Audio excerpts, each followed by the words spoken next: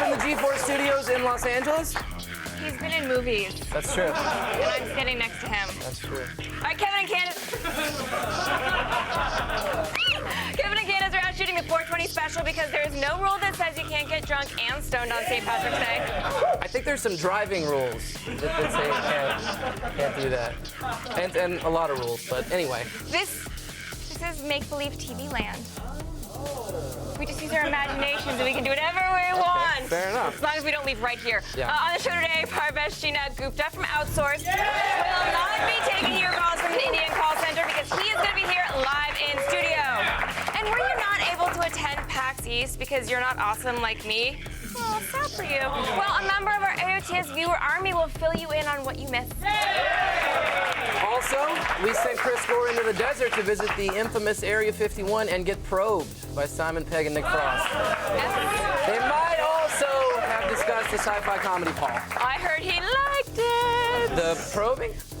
It's maybe. a Ford probe. And we review Fuji's fancy new digital camera in Gazapron. Find out if you should buy it. Yes, but right now, it is time to run down the top 5 things on the web. We're going around the net.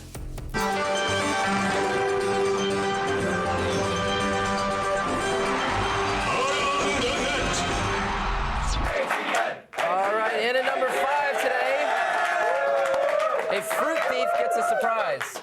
I like how there's a subcategory of thief for fruit thief. Yeah, and it's not what you think. Comes up a lot, I guess. The setup for this video, maybe shenanigans, but the pain, it's real. Grapefruit!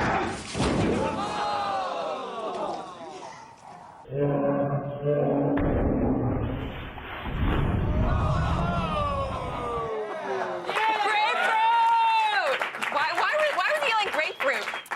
It's like a Braveheart thing, you know? Well, I hope that the grapefruit was worth the use of your legs, dear thief. Yeah, for the record, fruit thieves, you're welcome to steal my grapefruit anytime because grapefruit is the worst of fruits. It's the medicine of fruit. What do you have against grapefruit? Grapefruit is the only fruit that you have your own special utensils to eat. That's not a positive. But you have the little serrated knife that's bent over and then a tiny little grapefruit fork. Anything I have to make a trip to Pottery Barn to be able to eat is not worth it. You, sir, are a grapefruitist. In at number 4 today, a nature video. Watch very carefully. And closely.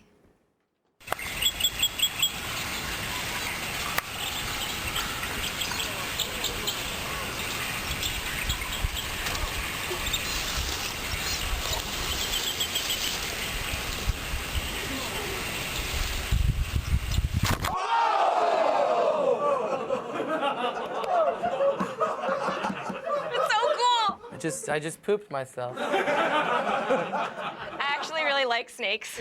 I'm guessing that one was actually the South American green anaconda. They're actually non-venomous, so they hunt by wrapping themselves around their prey until the animal is crushed to death with almost 9,000 pounds of force. Cool, right? Then they swallow the body whole, where it can actually take 10 days for the snake's stomach acid to fully digest it.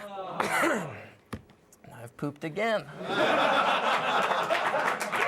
So, grapefruit and snakes.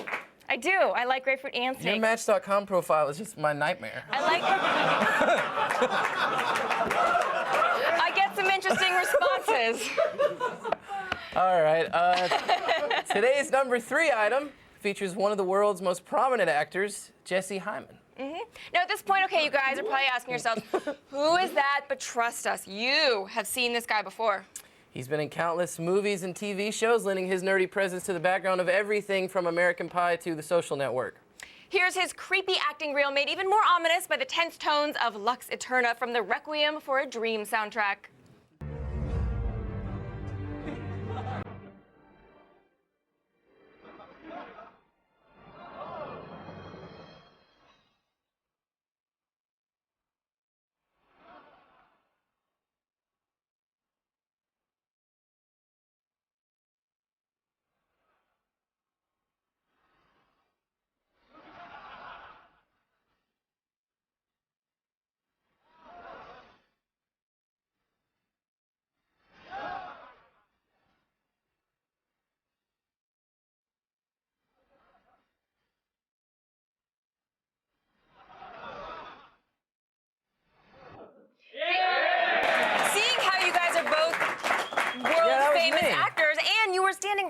him. I was. He was on Greek a lot, and he was actually my stand-in for an entire movie I did. So I've had the pleasure for quite a few months out of my life. So you've been that close to greatness. You've been as close to greatness as I am to you right now. I've been conveniently greatness adjacent. I also just noticed that it sort of defeats the purpose of being background if you're the most noticeable thing in every shot.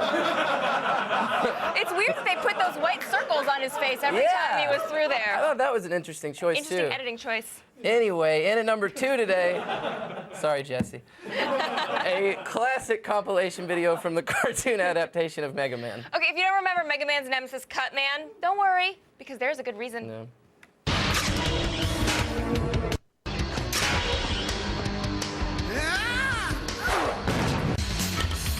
I've always enjoyed ice sculpture.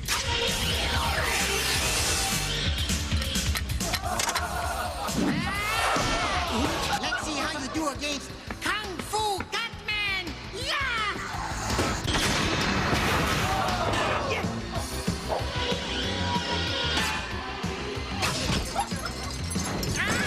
Eat bolts, Cutman!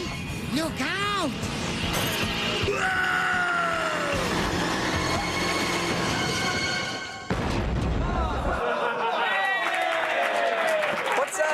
What's that accent? I think that's Peter Lorre. Or either that or it's a plane. It's one of those, I can't decide. But if Dr. Wily's robots were that incompetent, it wouldn't have taken me, I don't know, 12 days to beat the first Mega Man. You know, in Sweden, trying to finish that game is actually considered a form of mild torture. That game takes cheap shots. I'm just glad Cutman wasn't the suicidal villain I thought he was. Still ahead, today's number 1 around the net will get you in the St. Patty's Day spirit. It is our very own holiday tradition right after this.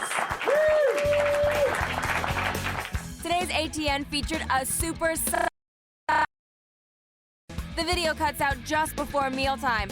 So tell us, what did this snake just eat? Tweet us your responses at AOTS, #OMGROFLOL. If your response is a tasty treat, we'll feature it on tomorrow's show.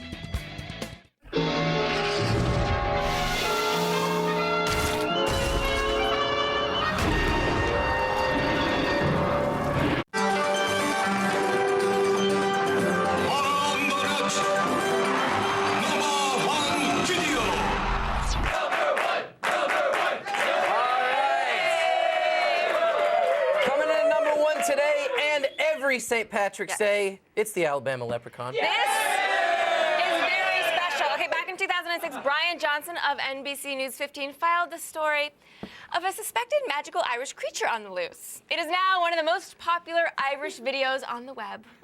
To me, it look like a leprechaun to me. All I gotta do is look up in the tree. Who else seen the leprechaun say yeah? This amateur sketch resembles what many of you say the leprechaun looks like. Others find it hard to believe and have come up with their own theories and explanations. Could be a crackhead that got hold to the wrong stuff. This guy, helping to direct traffic, says he's prepared for his encounter with the leprechaun. This is a special leprechaun flute, which has been passed down from thousands of years ago from my great-great-grandfather who was Irish. I just came to help out. Others just came to get lucky in hopes a pot of gold may be buried under this tree. I'm gonna run a backhoe and uproot that tree. I want to know where the gold is. I want the gold. It's beautiful, isn't it? It is. It has a beauty to it. It's just nice to really celebrate Alabama's rich Irish heritage. Yes, it is beautiful. I mean, few things get us in the Irish mood better than watching those Gaelic scholars pontificate on the leprechaun legend. In fact, I'm in such an Irish mood that I'd like to learn even more about the history of the Emerald Isle. Well, you are in luck, Clark Duke, because we just happen to have an award-winning documentary on the history of Ireland right here. How convenient. I know. In honor of St. Patrick's Day, it's time for our annual celebration of the Emerald Isle, a history of Ireland. And hold on just a wee moment here. All right now, Ireland is the 20th largest island in the world, but without a doubt the best. Irish civilization began over 10,000 years ago, when Mesolithic farmers developed the ancient Irish sport of rock ball.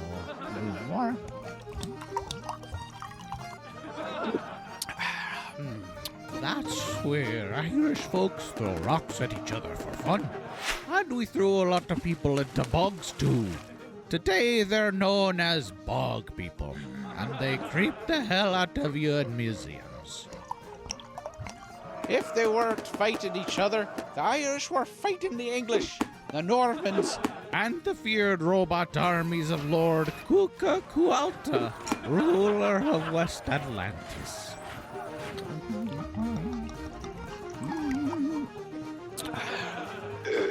During one of those ancient daring sea raids, Irish fighter pilots, or the Irish invented airplanes too, by the way, fighter pilots got drunk and slammed into the famous giant gold donkey statue of West Atlantis. Today, we commemorate this battle with the traditional Irish piñata, which in Irish means Mexican hitting thing. So let's break some already. I learned a lot from that. I'm not sure how accurate that documentary was. You mean you've never enjoyed an Irish piñata? Is that a sex act? Then you, sir, have never lived. Reveal the piñata! This bad boy is stuffed with Irish. It has got corned beef, cabbage, and shamrock shake. We're going to take turns whacking at it with these traditional Irish shillelaghs until the whole set gets covered in Ireland. Please, sir, go first. Yeah? Yes. All right, my turn. Whoa, a lot of anger. I'm just gonna let her do it. God. Okay, go. Okay. Oh.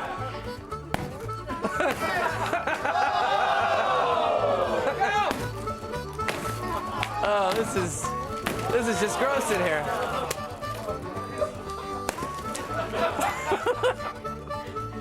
I didn't realize cabbage was Irish. It's actually just full of cabbage. They're a little misleading. Shake anybody? Happy St. Patrick's Day! Hooray!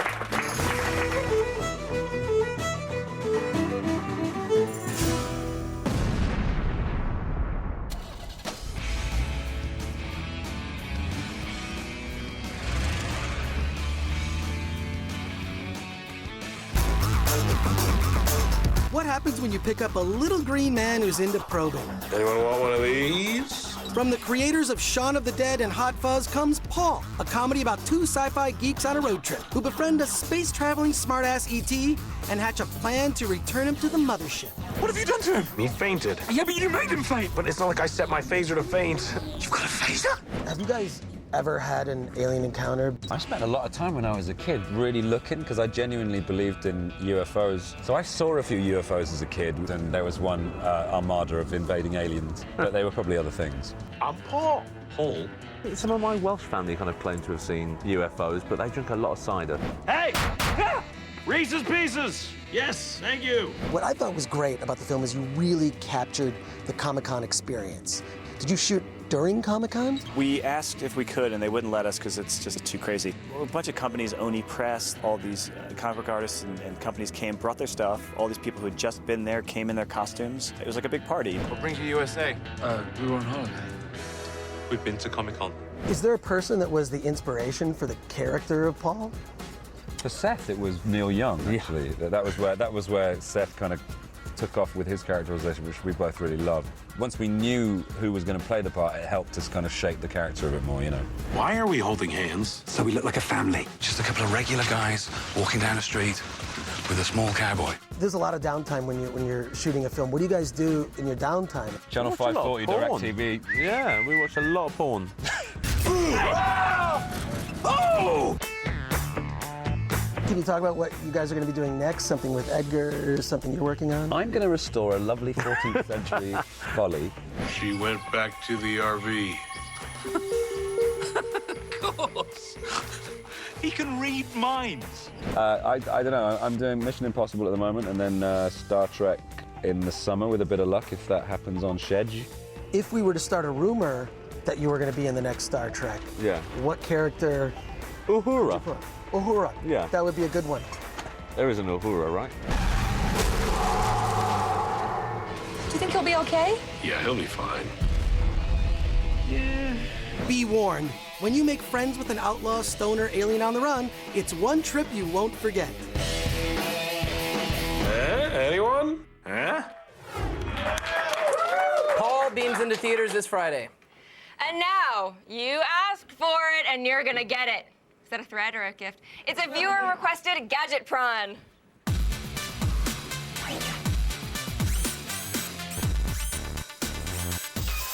What's a digital camera without all the features? Not much, which is why Fujifilm released the Z800 EXR.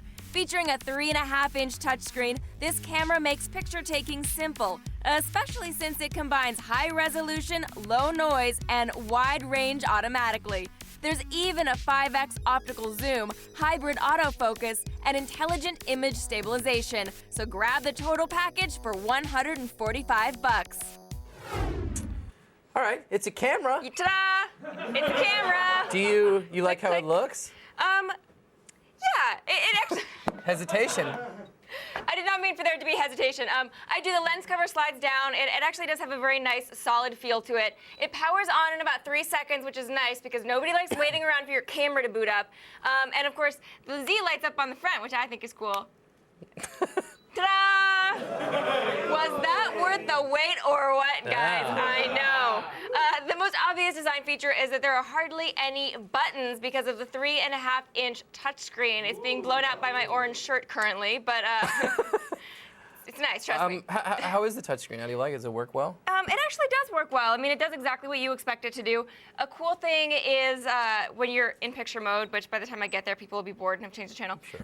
You can kind of slide through the pictures, which is nice. It's extremely responsive. Touches are very accurate, which is exactly what you want. Kind of reminds me of the iPhone.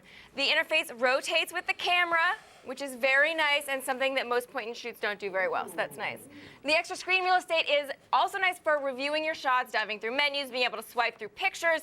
I like that feature a lot, because if it doesn't have it, you're sitting there like an idiot being like, why doesn't this slide? That's how I look with most things, though. Every camera now has facial recognition, so what does this one do that makes it so special? Facial recognition? That is like 6 months ago. This is pet recognition. Wow. So the theory behind it is that it automatically takes a picture when your dog or cat's face is in there. Did we just realize that animals had faces? So we tried it on... Seems like the same technology, We tried it on Stella. Stella is a little too fluffy. Didn't really work that well with Stella. But it worked really well. We had a shy, squinty neighbor cat that it worked very well on. So we'll give it the benefit of the doubt and say, kind of. It also has a 360-degree panorama mode, which many other cameras you have to like visually stitch each picture together as you take them one by one. That is a pain. We do not have time for such tomfoolery. Here you just press the shutter and you do a little spin. Sounds like a gimmick, but it actually gives really cool results. Right here you're looking at the Venice Canal, so. Yeah. Yes. Look at that. So this is actually the 360-degree picture. I like my cameras fast. Do you? Much like my women. All right. So, am I gonna like this camera? I think that you will. Oh. Yes, you could combine it with fast women. But I don't want to know the rest of that story. So it focuses and it takes a picture almost instantly using something called hybrid autofocus. So you don't have to hold it halfway down to focus. You can just click the button. For the most part, our pictures were in focus. For the most part. How's the picture quality? For the most part. Not bad. It's $149, you guys. Jeez. Low-light pictures were grainy, washed out. We still had some focus issues. Look how hard those guys are working there. That is a I am working hard face. With the flash, pictures were evenly exposed, though still a little bit grainy. Outdoor pictures better. In some cases, sunny pictures were a little overexposed. Like those turtles were a little overexposed, but not so much that it would be a deal breaker. Food trucks. If you take the time to understand the 4 different automatic shooting modes, you can get some pretty good results. Yeah. All right, well. That's all I have to say. I've said everything you could possibly say about this camera right here. Enough beating around the bush. Nothing else to say. Let's rate this thing. All right, so the Z800 sells for $145. At that price, 3 out of 5. Picture quality is subpar compared to other cameras in this price range, but if you're looking for this big, huge, admittedly kind of nice touchscreen, and you like the extra features, it might be worth checking it out. All right. That is it for today's Gadget Prawn. I'm spent. But if you have a gadget you would like to see us rate, email us at gadgetprawn at g4tv.com. All right, guys, still ahead. There's a cell phone that lets you reach out and touch somebody literally in robot news. Hopefully that's not weird for you. And later, Parvesh Sheena from Outsource will be here in the studio live. Today's Road Report is brought to you by Dodge. Dodge, never neutral.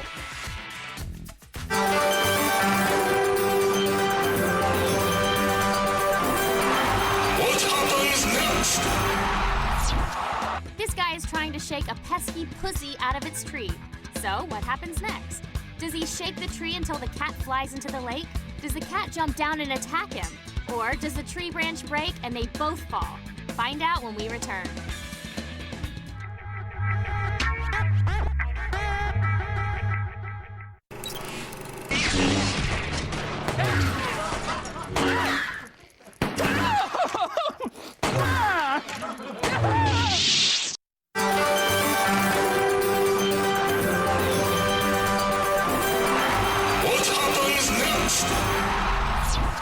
This guy is trying to shake a pesky pussy out of its tree. So, what happens next? Does he shake the tree until the cat flies into the lake? Does the cat jump down and attack him? Or does the tree branch break and they both fall?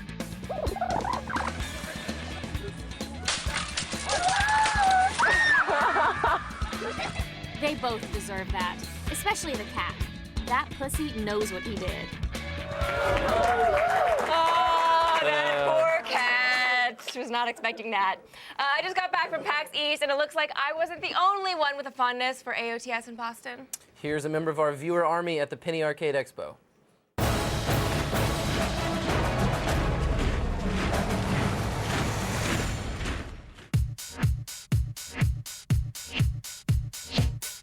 How's it going, Attack at the Show? This is Joe Giannetti reporting live from the Boston Convention and Expo Center here in South Boston. We're here for the Penny Arcade 2011 PAX East Con. We've got 3 days ahead of just great gaming. This year we've got over 60,000 people here, and it's just going to be a great time. So let's check it out. I'm here with George Lampard, Elliot Wagner. And now, who are you guys dressed as today? We're just cogs, man. Just part of the cog army. Part of the whole Gears of War. I'm dressed as Morgana from the League of Legends game. And you are? I am Sivir from League of Legends. Now, you guys have some pretty amazing costumes on today. Who are you dressed as? I'm dressed as Samus Aran from Metroid. And you, sir? Mage, World of Warcraft. This is pretty incredible. How long did it take you guys to get this together? Too long. Just walking by, everybody's stopping and looking. This is fantastic. So we're here at the Red Faction Armageddon demo. This game looks amazing, by the way. It is so slick, so polished, and these weapons are incredible. Players that blow the most up get rewarded with some pretty sweet swag. I'm back here at the console station for the Halo Reach tournament. I thought I was okay at Halo, you know. I thought I could hold my own, and then watching these guys, no, not so much.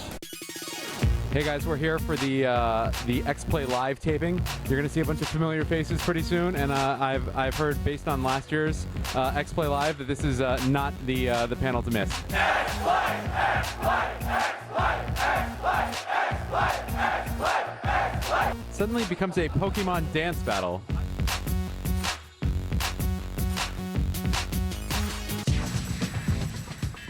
PAX East 2011 is coming to a close today. It's been just an incredible experience, and I want to say thank you, Attack the Show, for making me a part of your viewer army. This is Joe Giannetti signing off. Oh, yeah. If you want to enlist in our viewer army and cover an event for us, all you gotta do is go to g4tv.com/viewerarmy, and you can get all the details there. I think someone threw a bunch of text on the Twitter wall. Think? Is that how that gets up there? Okay, so, oh, geez, Love Assassin 13. There were 12 other Love Assassins. Boy, it is St. Paddy's Day, so let's hear those Irish accents. I don't think Mr. Love Assassin really knows what he's asking for, but okay, puppet! Hello, Gov. Wait, No? No? They're not buying our Irish accents. I'm not Top either. of the morning to ya. That was pretty good. Don't touch my Lucky Charms. I'm a method actor. I have to be drunk to do my Irish accent. All right, Love Assassin. You did a terrible thing, and I'm sorry to everybody. Why isn't Clark on the Twitter? What? Why aren't you on the Twitter? I was on the Twitter for a while, and then, this is a true story, I read that Prince said that the internet was over with. It was done. And Prince would know. I swear. So I sent out. He's a taste arbiter. Yeah, I mean, forever. And so I sent out a final tweet linking to the Prince article and explaining my reasoning, and I deleted it. Yeah. The sad thing is, all I can really tell you're missing is a bunch of people promoting their events and the shows that they're on. Kind of like my tweet about how I was doing Attack the Show today with Clark Duke, right? Yeah. Did you get that tweet? It was good. You know who didn't get that one? Me and Prince. It was a good one, though. Because we were too busy living life. I apologize. And now we'll get him back the on the entire Twitter. audience. We'll get him back. Join us. Now it's time for the news. And here's Andy Allo with the feed. Thanks, guys. And right now it's time to start the feed. All the news you need to know. It's Thursday, March 17th, and here are your top stories. Happy St. Patrick's Day! But potential partiers, beware. The man might use social media to track your behavior. Due to record arrests in the Northeast, tonight city officials across the U.S. might monitor Twitter to see where intoxicated people are headed and use YouTube videos to build cases against drunken offenders. So here's an idea. Don't shoot a video of yourself being a drunken idiot and post it online. It's that easy. Bad news, cinephiles. Darren Aronofsky is stepping away from the next Wolverine movie. Lame. The Oscar-nominated director of Black Swan and the wrestler says he won't be able to commit to the production because shooting out of the country for a year would keep him away from his family. While there's no indication of who will replace him yet, Hugh Jackman is still on board and Fox says the project will go forward. Of course, we respect Aronofsky's decision, but I think I speak for film and comic book nerds alike when I say, bummer! Yeah. When Large Hadron Collider first hit the scene, everyone said it would be the end of the world. But now theoretical physicists Tom Wheeler and Chewie Man-ho are saying it might be the world's first time machine. They say their theory is a long shot but doesn't violate any laws of physics. It centers around the idea that the LHC can create a particle that creates another particle that could jump into a fifth dimension, where it can either move forward or backward in time. In other words, it's freaking time travel! The future is now! And finally, it's time for the Fark.com story of the day.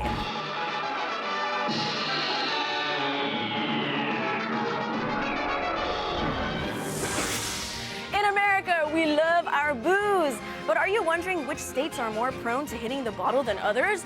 Lucky for you, there's a study for that. According to the Center for Disease Control and Prevention, the top 5 drunkest states based on binge drinking rates are South and North Dakota, Washington, D.C., Minnesota, and of course, the good old Wisconsin. Yeah! The land of beer, cheese, and more beer. I'm Andy Allo, and you've just been fed. And now, back to Clark and Morgan.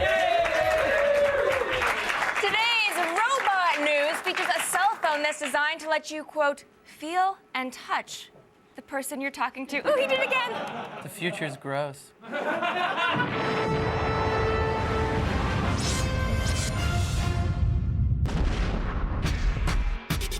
Just like humans, robots come in all shapes and sizes, from ginormous industry bots to teeny tiny spy droids. But when it comes to getting the dirty work done, man calls in for the biggest machine he's got, the F-16. Not that F-16. This F-16, the demolition robot from Stanley Hydraulic Tools. Unveiled earlier this month, this electrically driven hydraulic monster comes with 5 different attachments: a shear, breaker, grapple, drop hammer, and a concrete cracking claw. Sure, it's more of a remote-controlled shrunk excavator than a robot, but who cares? It can tear down walls and cut through steel like butter. With a track base, the F-16 is designed for selective dismantling of concrete slabs, stairwells, walls, and other interior structures. It's already known as the lightest machine with the highest power-to-weight ratio among any other equipment in its class. You can expect to see more of this beast as more underused factories and abandoned buildings get restored rather than tore down. But if that's too much noise for you, then perhaps cute and adorable is more your type. In that case, say hello to Elfoid, a pocket-sized android shaped like a fetus. This miniature anthropomorphic robot was unveiled last week in Japan as a concept cell phone designed to transmit not only voice, but also human presence. Although Elfoid is still in the development phase, the plan is to use a motion capture system to transmit your face and head movements to the robot, which would reproduce them, plus your voice, on its own little body, and convey your presence.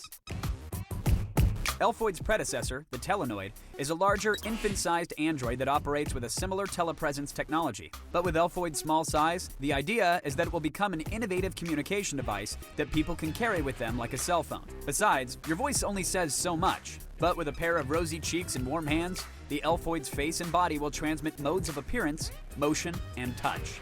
And finally, your nightmares have come true. The latest model of FreakBot is out, and it's called Geminoid DK, the most realistic humanoid to date. Designed to look exactly like Associate Professor Henrik Scharf of Aalborg University in Denmark, this Geminoid was built by the company Kokoro in Tokyo. Like the other Geminoid robots, all of the movements and expressions of Geminoid DK are remote-controlled by an operator with a computer, who uses a motion capture system that tracks facial expressions and head movements. Turn your head, and the Geminoid does the same. Move your mouth, and the android follows suit. The idea of the project is to help research emotional affordances in human-robot interaction. Robotics legend Hiroshi Ishiguro co-developed the Geminoid with Professor Scharf, who we can only assume sleeps a little bit less comfortably at night. From merciless destruction machines to insanely accurate human lookalikes, robots are here to stay, and to make you never forget. So go ahead, sleep with one eye open.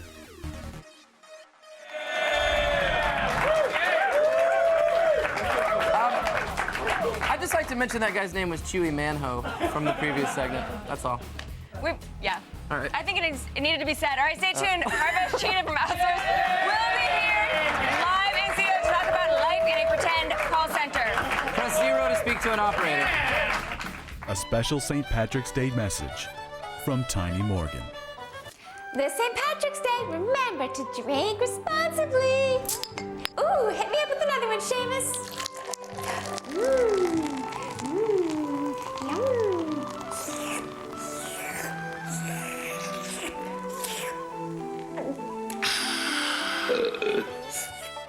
This has been a special St. Patrick's Day message from Tiny Morgan. Fail. You're dead. Major fail. Fail. Fail, fail, fail, fail. You lose.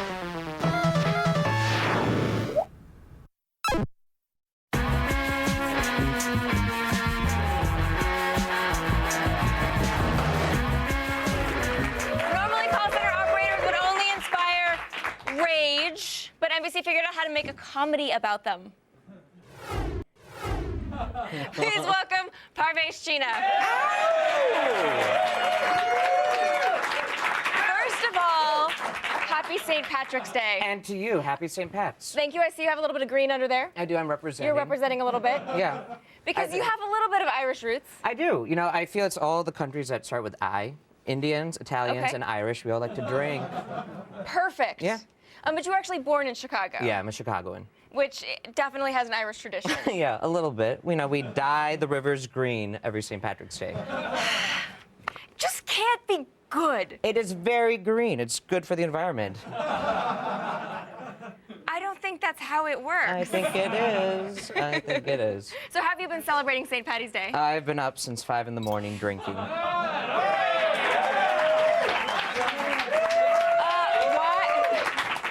Why 5 in the morning? Why did you have to go that extra? Why not 8 in the morning? Or Because the bar's open at 6 a.m. when you put it that way, it makes complete sense. It does, you know. All right, so holidays, you have the show Outsourced. You're actually celebrating a holiday, but not St. Patrick's Day. No. Tonight we've Holy. got Holy. Okay, which is a holiday actually we don't celebrate here. No. So maybe we can learn a little bit about it. Basically, like, there's some religious stuff with it, but the fun of it is it's the holiday where you literally throw colors at each other. Like powder, paint, and everything. So think of like a big paint war, but as a religious holiday that everyone from like grandmas to kids play in India. Is it good-spirited or is it mean-spirited? Well, if I don't like you, it's mean-spirited. Depends on how hard you throw the paint, is what you're saying. Exactly. If it hurts a little, I like you. All right. So the show itself, Outsourced, you're at a call center, but it's for a novelty, like, prop company, like yo-yos and slinkies and whoopee cushions and that kind of stuff. So does that character kind of go onto the set itself? Yeah, because we pull a lot of pranks on each other. Because we've got like 12 to 14-hour days between all of us as a cast. So we've already exhausted the whoopee cushions. I think I broke a few. And right now, the fun one is an exploding pen. Because we're at our call center, like, working, if there's a scene going on, and every so often someone will grab a pen and someone will just scream in the middle of a take. And it's the best way to celebrate. I'm like, someone got hurt. So while there's another scene going on, everyone else in the background is being like, oh, shopping on Amazon, checking my Twitter. Yeah. I just keep up on all my blogs. I'm always just on my iPad underneath the actual computer that they have. And there are actually a lot of sort of outdoor shots there. So is that all shot in LA? Yeah, we've got a lot of stuff in the set. We have like the full street scene and everything. But we do a lot of shots in India. A lot of like the establishing stuff. They shoot in Mumbai, actually. Now, you actually are a gamer. Yeah. To totally switch gears on everybody, please. but I'm a big gamer, so I had to go straight for that. Yeah. What kind of games do you like? I am a PG, almost G-rated gamer. I stuck with Nintendo. I've got my Wii. I like Rock Band. I like Super Mario World because it's social. You play like the new 4-player one. I really like that one. You can have social games where you shoot each other in the head or throw paint at each other. Okay, so I just got the new GoldenEye, the one for Wii, like the old N64 one, Yeah. and I still get killed all the time. So like, I'm always the victim. Well, that's because 14-year-olds don't have jobs. Or girlfriends or alcohol. So what happens is they sit at home and play all the time. Morgan's theory of gaming. Yes. You will never win online. That's true, but you also just brought up my 14-year-old existence, so I'm feeling a little hurt right now. You can drink now. I know that. It's okay. It's all good. I've been drinking since 5. All right, well, we'll get you right back to that. Thank you to Parvesh China from Outsourced. You can catch a new episode of the show tonight on NBC. See who he likes and he doesn't like by how hard he throws paint on them. Coming up, some fail of an epic nature. Stick around.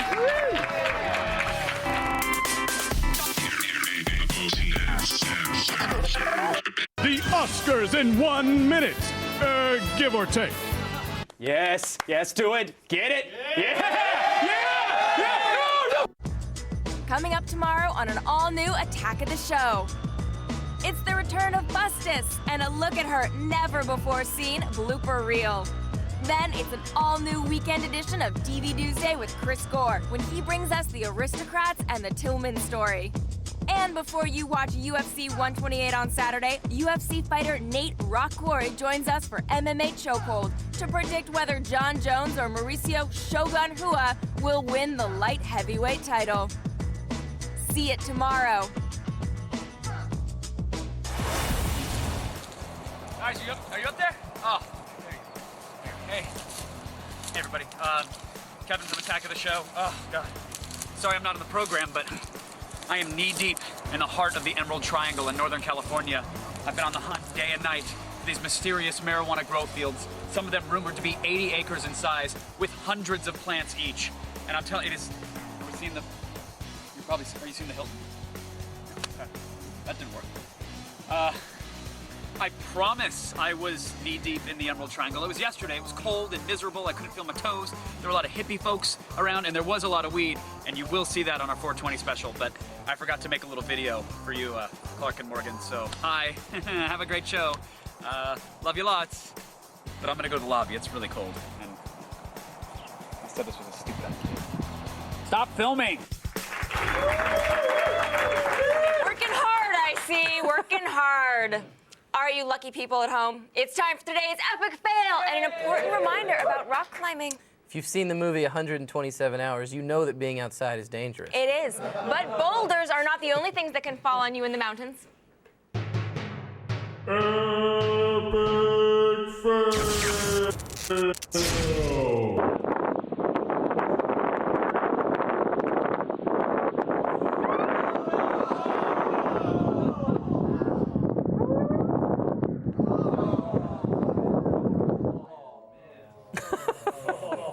He almost made it. To what? Heaven? So I think we need a safety tip from this. We've all learned something. When rock climbing, you always climb up first. Now, that way, the people below you can cushion your fall.